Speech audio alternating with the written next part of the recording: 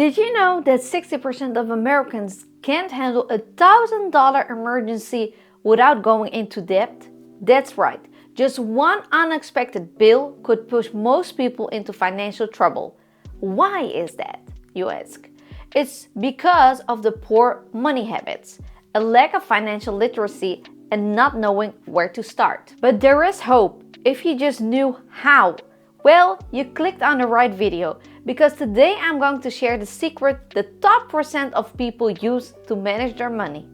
I'm going straight into the first step, and this is absolutely the most important part. If you miss this, you already failed. Step 1. Spend smartly.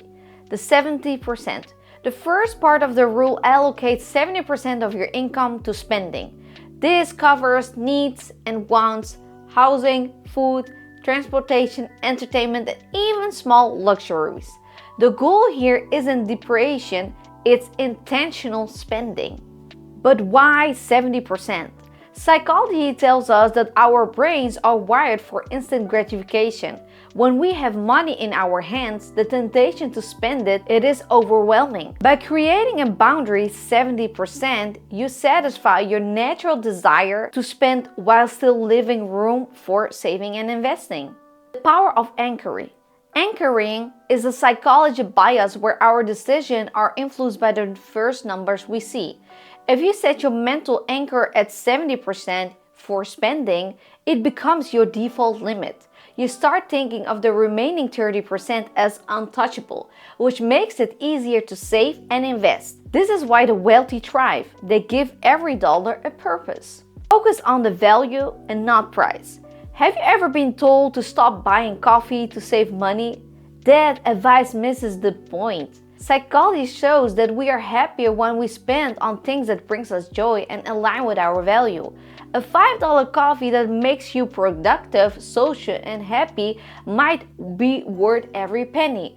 But a $70,000 car that loses value quickly, not so much. Tip: before any purchase, ask yourself, will this add lasting value to my life? Does this align with what I truly care about? Spending smarter isn't about cutting out everything you love. It's about prioritizing what genuinely matters to you. The psychological secret of the wealthy.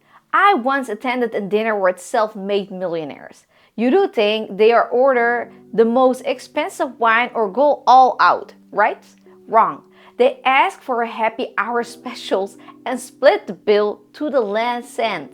At first, I thought it was odd. These people were who could afford anything. But then I realized something. Their decisions weren't driven by ego or impulse. They are trained their minds to focus on value over status, a key trait of the wealthy. And this is where the most people struggle. We often buy things to impress others or because we think they will make us happier. Yet, research shows that material possessions bring only short-term satisfaction. True fulfillment comes from aligning our spending with our values, not chasing status symbols. Step number 2. Save strategically, the 20%.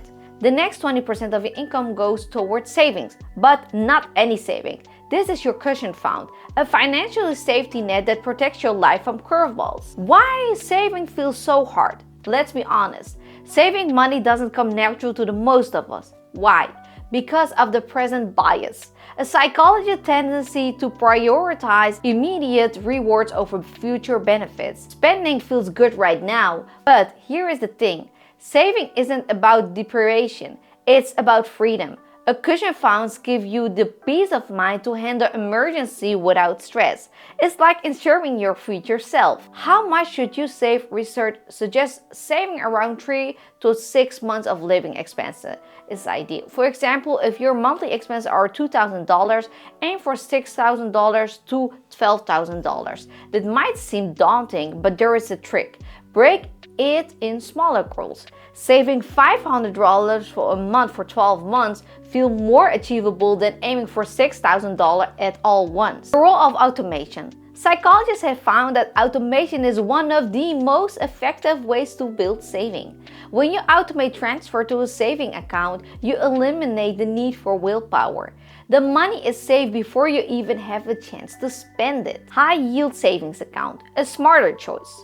Most people park their savings in traditional accounts that barely earn interest, but the wealthy thinks differently. They use high-yield savings accounts, which afford significantly higher returns. For instance, instead of earning $5 a year on $1,000, you can earn $40 or more. Look for accounts with no fees and competitive interest rates. The difference might seem small at first, but over time it compounds, just like your wealth. Step number 3. Invest for the future. The 10%. The final 10% of your income is for investments. This is where you shift from working for money to making your money work for you. And this step is where the magic of compounding happens. The psychology of investing. Many people avoid investing because of the loss of aversion. Psychological bias where the fear of losing money outweighs the potentials for gains. But here is the truth. Doing nothing with your money is the riskiest move of all. Inflation erodes its value and you miss out the opportunity to grow it. The wealthy understand that investing isn't about the timing the market. It's about time in the market. The earlier you start, the more money compounds. Where to start investing? Roth IRA. A Roth IRA is a retired account where your earnings grow tax-free. For example, if you invest $5,000 each year and it grows to $500,000 by the time you retire, you won't pay a single penny in taxes when you withdraw it. That's a game changer. 401k. If your employer offers you a 401k with matching contribution, take full advantage of it. It's like free money that boosts your retirement savings. For instance, if you contribute $3,000 and your employer matches $1,500, you instantly increase your savings by 50%. Index funds. Index funds are ideal for beginners. They spread your money across hundreds of companies, reducing risk and providing consistent returns. Over the past 80 years, the S&P 500 has averaged an 8% annual return. Investing regularly and let time do the heavy lifting. The power of small, consistent action. Imagine investing $200 a month for 30 years with an average return of 8%. You have contributed just 72%, but your portfolio will grow to nearly $300,000. That is the power of compounding. It rewards patience and consistency. The wealth mindset, why this works. Beyond the numbers, the 70-20-10 rule works because it rewires how you think about money. Instead of seeing it as something to spend impulsively, you start viewing it as a tool for freedom and growth. Scarcity versus abundance. Most people operate from scarcity mindset and constantly worried there isn't enough. The wealthy, however, adopt abundance mindset. They know that by controlling their spending, saving strategically, and investing wisely, they can create limitless opportunities. Emotional reward psychology shows that small wins keep us motivated. Every time you hit savings milestone or see your investments grow, you experience a dopamine boost, a feel-good reward that reinforces the habit. Start today. You're 70, 20, and 10. Ready to take control of your finances? Here's how to start. Calculate your percentages. Take your monthly income and divide it into 70 for spending, 20 for saving, and 10% for investing. Set up systems. Automate your saving and investments to make the process effortless. Track your progress. Use apps or spreadsheets to monitor where your money goes. Remember, well-being isn't about perfection, it's about progress. Small, consistent action compound over time, leading to life-changing results. The next step, if you're serious about transforming your financial future, watch my next video. Do this every time you get paid.